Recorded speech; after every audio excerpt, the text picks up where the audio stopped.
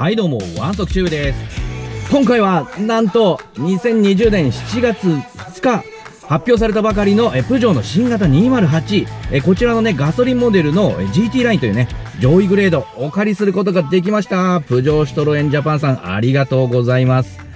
それではですね、もう早速、試乗行ってみたいと思います。今ね、プジョーシュトロエンさんの本社の駐車場止めていますけれども、ここから、漕ぎ出してみたいと思います。それではエンジンかけてみましょう。ポチッとな。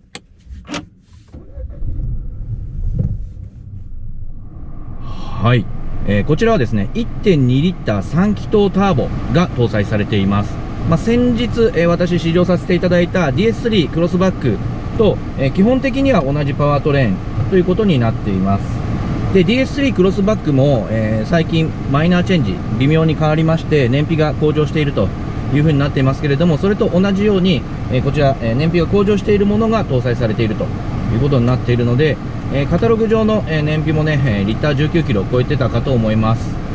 それではですね、早速、この電気式のシフトノブを D レンジに入れて、こちら電動パーキングブレーキなんと採用しているので、アクセルペダルを踏めば、走り始めることができると。いや、この B セグメントの車でもね、最近当たり前に、電動パーキングブレーキと、ついているというのも、特徴になってますね。いや、やっぱりですね、先日乗った DS3 クロスバックにも、通じるこの 1.2 リッター3気筒ターボ、そして組み合わされるトランスミッションはなんと8速 AT と。B セグメントのコンパクトハッチバックに8速 AT 組み合わせちゃうっていうね、この豪華な、パワートレーンになっています。そして、DS3 以降採用されている、新しいプラットフォームのおかげでですね、ボディ剛性とかもむちゃくちゃいいな、これ。いや、DS3 も僕超大絶賛したんですけども、走りに関しては。それと通じる世界観がやっぱり、こちらの208、新型208にも、踏襲されてますね。いや、これもうまだ街乗り走ってる段階ですけど、もうすでにいい車感がひしひしと伝わってきてるという、いやーもう、いいっすね。そうなんですよ。私も以前、シトロエン C3 という、同じく B セグメントのプジョーシトロエンのコンパクトクラスに乗ってましたけれども、あれもね、むちゃくちゃ走りは面白かったんですよね。あちらも 1.2 リッターの3気筒ターボにですね、6速 AT が組み合わされていましたが、もうあまりに走りが楽しすぎて、もうビュンビュン飛ばしすぎて、自宅から300メーターのところでスピード違反で捕まったという苦い経験がある、そのぐらい街乗りでも楽しくなっちゃうような車になってたんですけれども、それがですね、DS3 クロスバック乗った時にそれがもうふつふつと思い出されるぐらい楽しかったのと、さらに上質な感じですよね。それが合わさってて、いやもうドライブフィールに関しては最近乗った車の中で珠玉の出来だなと私評価しましたけれども、その世界観がこの新型208のガソリンモデルですね、ICE と言われていますけれども、内燃機関のパワートレーンを積んでいるということで、なんかその頭文字を取って ICE というらしいんですけれども、こちらの GT ラインを乗っても感じられますね。DS3 クロスバックの方が、アッパーブランドということになっているので、トヨタにおけるレクサスみたいな、で、シトロエンにおける DS みたいな感じで、アッパーブランドになっているので、こちらの208と比べると、車両本体価格とかは、一回り高い、100万円ぐらい高いんですけれども、ボディサイズもね、確か20センチぐらい、ね、こちらより大きかったと思いますけれども、でもね、走りの、世界観っていうのは同じですね。いや、それにしても、いや、静かじゃない？これ、静かじゃない？めちゃくちゃ静かなんだけど。こ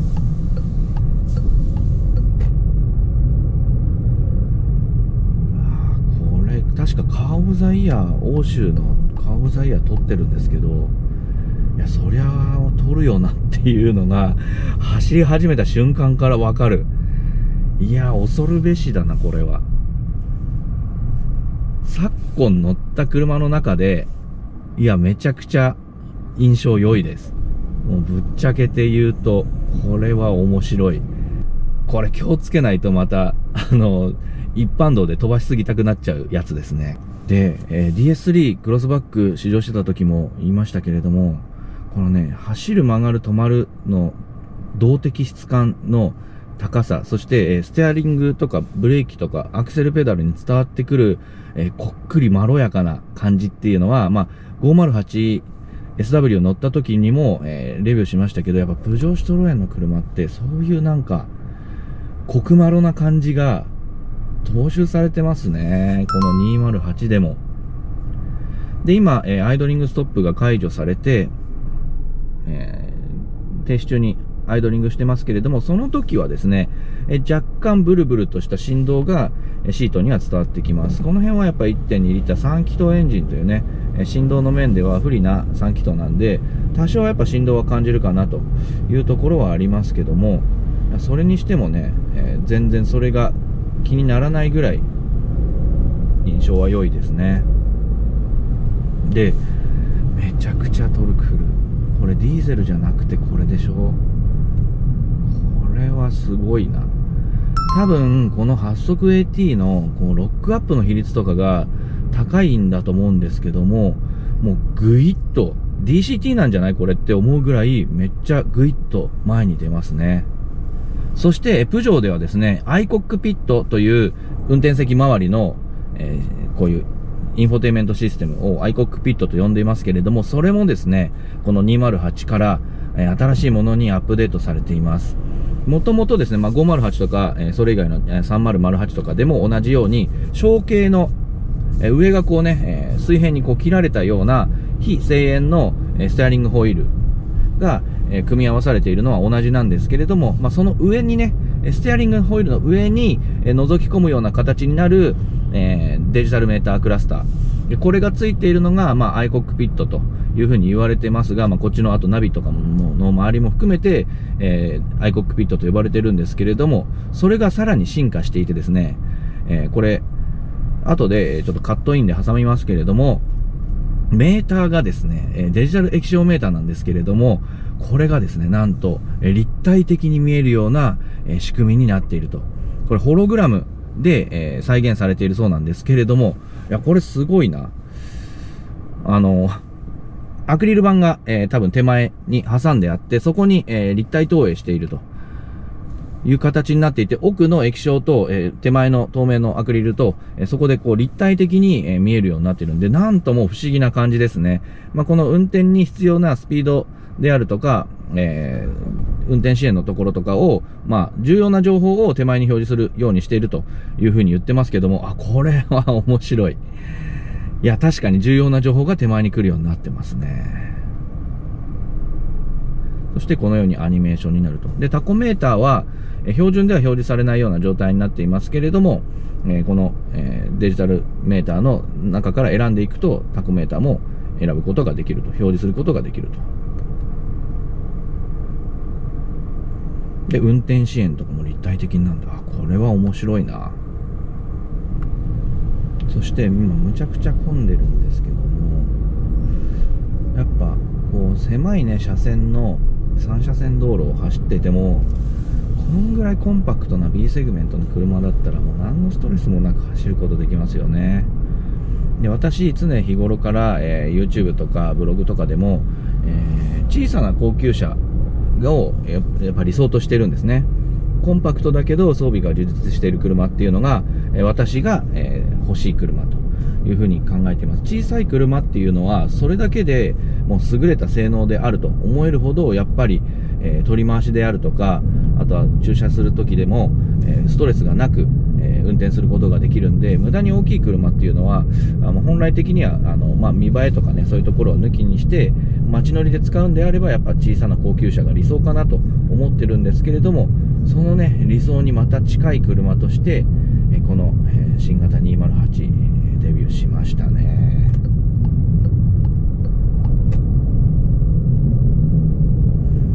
でですね、こちらの208なんですけれども、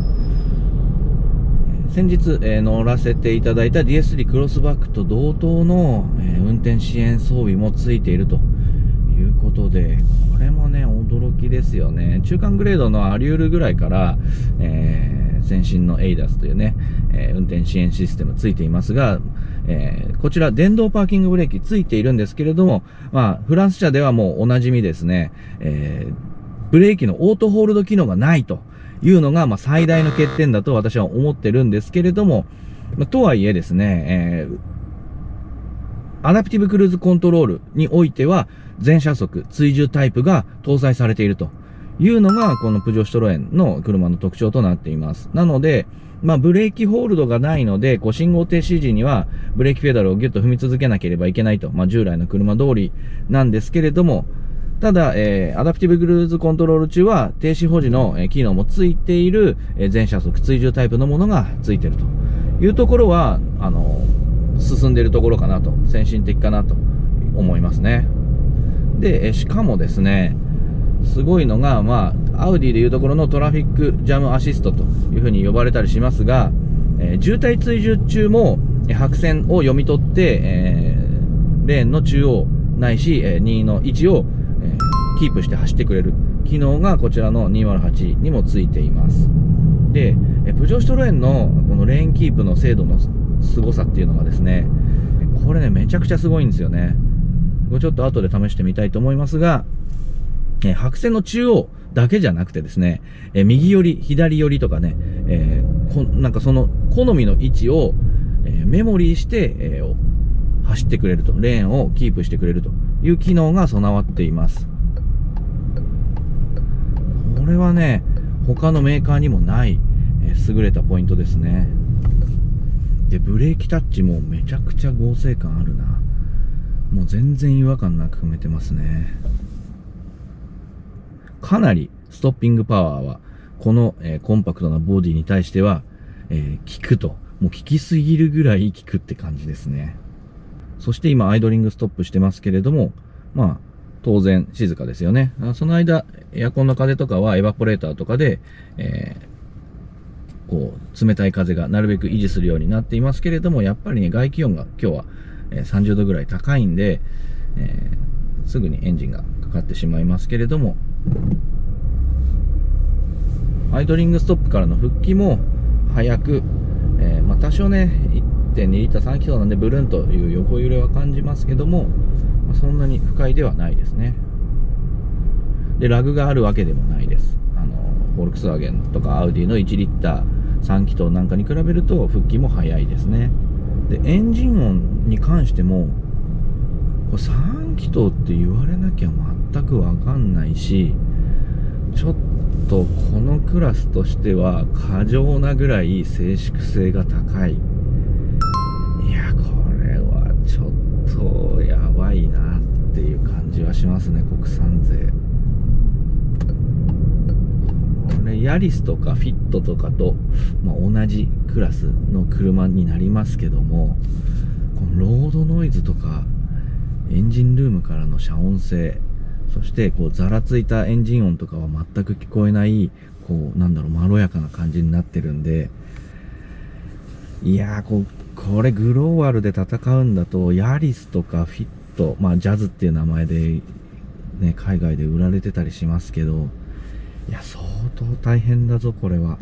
いや、カオザイヤ取るのも納得しちゃいますね。A1 とか、ポロとかとも同じ、カテゴリーになるコンパクトカーですけども、A1 とかポロではですね、電動パーキングブレーキすら採用されてないと。で、こっちは採用されてると。そして、全車速追従タイプのアダプティブクルーズコントロールもこちら停止保持機能までついてるというのを考えると、いや、フォルクスワーゲン、アウディですら、これに勝っていくのは相当大変ですね。このデジタルメータークラスターの、表示の、情報量なんかはですね、やっぱフォルクスワーゲン、アウディの、アクティブインフォディスプレイとかバーチャルコックピットって呼ばれるものの方が、地図が表示できたりとかする分、進んではいるんですけれども、このね、立体的に 3D アイコックピットだったかな、3D で表示するようなこの視覚的な新しさっていうのも新しい提案になってますよね。で、ナビはですね、もうもはやお馴染みとなっているプジョシトロエンでついているパイオニアのやつだったかな。これはもうほんと他の C3 に乗っても DS3 に乗っても508に乗ってもこの8インチなんで、それがね、一番こう、割と安価なグレードである、208にも搭載されているというのは、非常に、コスパが良いというか、上位車種と同様のもの、ナビがついているというところだと思います。それではですね、ここから、首都高乗っていきたいと思います。いやー、これは楽しみだわ。おお、はい。ちょっと待った。これは想定外に速くて前に詰まりすぎちゃう。いやー、いいな。で、今、高速の合流を中間加速というかですね、ゼロ発進じゃなくて、ゆるゆるとしたところから、加速していきましたけれども、想定以上に前にぐんと出ちゃったもんで、これはね、ちょっと早すぎるな。はい、それではですね、高速の料金所なので、スポーツモードにしてですね、床まで踏んでみたいと思います。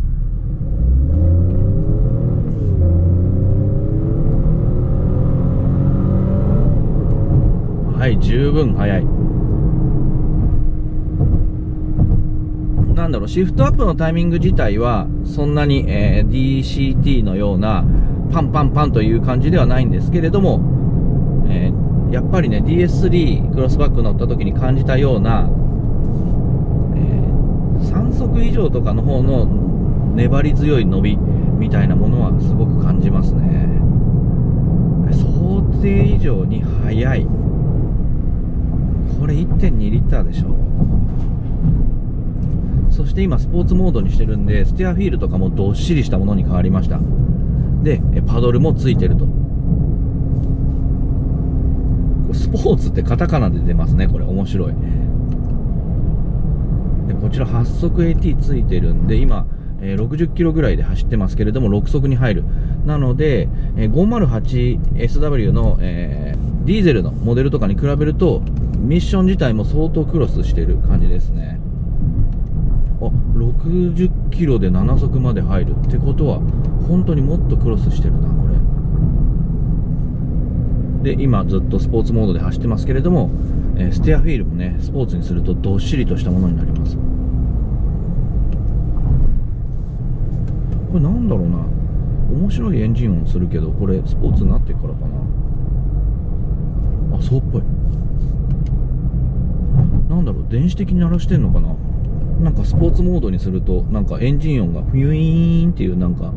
面白い音が聞こえてきます。これもしかしたら何か電子的な仕掛けとかで、スピーカーからエンジン音を鳴らしてる可能性もありますね。で首都高のようなこうハイスピードでこうコーナーを駆け抜けていくようなところでも、いや本当にめっちゃ安定してる。ノーマルでも車速が上がってくると結構どっしりとしたステアフィールになりますね。接地感がすごい。いやこれギュンギュン踏みたくなっちゃうやつですね。これしかも、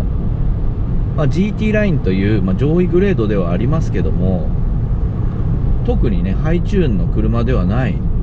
にしてもここまでの速さと上質感備えてるっていうのはすげえなと思いますね。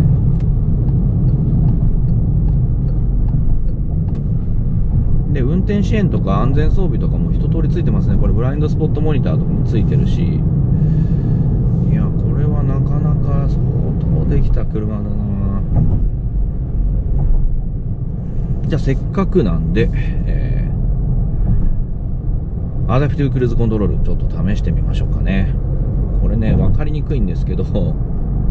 ステアリングホイールの、左側のウィンカーの下にですね、アダプティブクルーズコントロールのレバーがありまして、それの裏側の上のボタンを押すと、アダプティブクルーズコントロールがオンになります。でそのボタンワンボタンで、起動して、そしてその上下、そのボタンの上にあるのが、スピードを上げるボタンで、下が、スピードを下げるボタンっていう風になってるんですけれども、それだけで、完結すると。で、起動したらもうすぐに、ステアリング制御までがっちりやってくれると。でそのステアリング制御自体もですね、結構このスピードでこのカーブ曲がる国産車の車って。で今渋滞になってきたので、はい、前の車に合わせて車速が下がっていっています。でこちら、マルチインフォメーションディスプレイをドライブモードにしたので、運転支援の状況が分かるようなモードになっています。でレーンをキープしてるよっていうのはこのグリーンの、ラインで、表示されてるっぽいですね。レーンアシストしてますと。で前の車の、車間距離もこれで、見て分かるようになっています。いや全然ギュンギュン曲がっていく。すごいですよ、この制御のこのトルクの具合といったら。結構ここねコーナー急に曲がってますけども、これ曲がりきれんのかな。うお曲がるわ。あでもちょっとここまで急だと危ないな。やっぱり多少は手は添えていないともちろん危ないんですけれども、結構な急なカーブでもぐいぐい曲がっていってくれる感じはあります。こことかも結構急ですけど、お曲がる曲がる、全然曲がる。そして戻しも完璧。この辺は国産車とかの、レーントレースなんかよりも相当がっつりと曲がってってくれてる感じはあります。なので安心感ありますよね。本当に転ばぬ先の杖としてこれを常にオンにした状態で走ってもいいんじゃないかと思えるほどですね。いやそれにしてもどっから踏んでもトルクが立ち上がる。そしてこの208の、メーターディスプレイのいいところとしてはですね、今何速入っているかっていうのもこう D の6とかいう形で、一目見て視認できるようになっていると。この辺もいいですよね。他のメーカーだとね結構 D としか表示されずに、今何速入ってるのかってわからない車も多いですけれども、マニュアルモードにしてなくても今何速に入っているかっていうのが、視認できるようになっているのはこの208の良いところですね。でかなりね、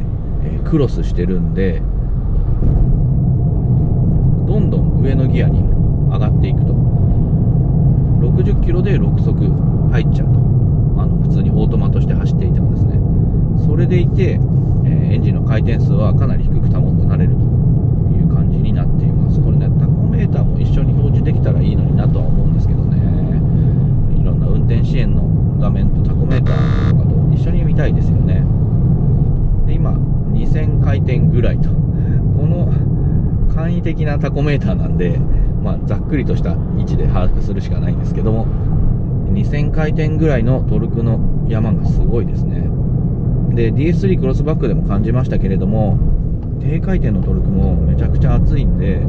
高速巡航とかで100キロとかで走っていたとしてもかなり高いギアで低回転を保って走ることができるので、燃費もねそんなに悪くないかなという気はします。これはちょっと、実際試してみないとわからないんで、高速、ちょっと長い距離に乗ってみたいと思いますけども、でロードノイズとかに関しては、車速が上がってくると若干上がってはくるものの、でも首都高をこの静粛性で走れてるっていうのは、いや結構静かだと思うんですけど、これレクサス UX とかより静かじゃない？恐るべしだな。208。はい、再びクルーズコントロールオンにしました。そうするともう完全にステアリングもやってくれていると。で今ちょっと、左目に、設定してみましょうかね、あえて。はい、レーンのちょっと左気味を走るように今メモリーしました。そうするとその位置を覚えて、ね、かなり左側を今走ってるんですけど、そこの位置を、キープしてくれるというこの賢さですよ。あんまり右側に寄りたくないっていう時はここで一度キープメモリーさせればそこを維持して走ってくれるという感じになっています。ちょっと真ん中辺に戻しますね。はい、メモリーしたと思います。でそうすると、真ん中ぐらいの位置をこうキープして走ってくれると。いやー賢いわ。そして、結構急なカーブですけどもぐいぐい曲がっていくと、おー素晴らしい。それにしても速いよ、本当にビュンビュンいくね。ちょっと中間加速速すぎるぐらいちょっとスピードが伸びちゃうんで、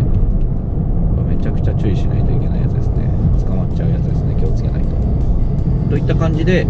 プジョー 208GT ライン、こちらをお借りしたので、2泊3日お借りしたので、もうちょっとね乗り倒してみたいと思います。ファーストインプレッションはこんな感じで大絶賛でした。それでは買いたいあなたの背中を押すチャンネルワンソクチューブ、次回もお楽しみに。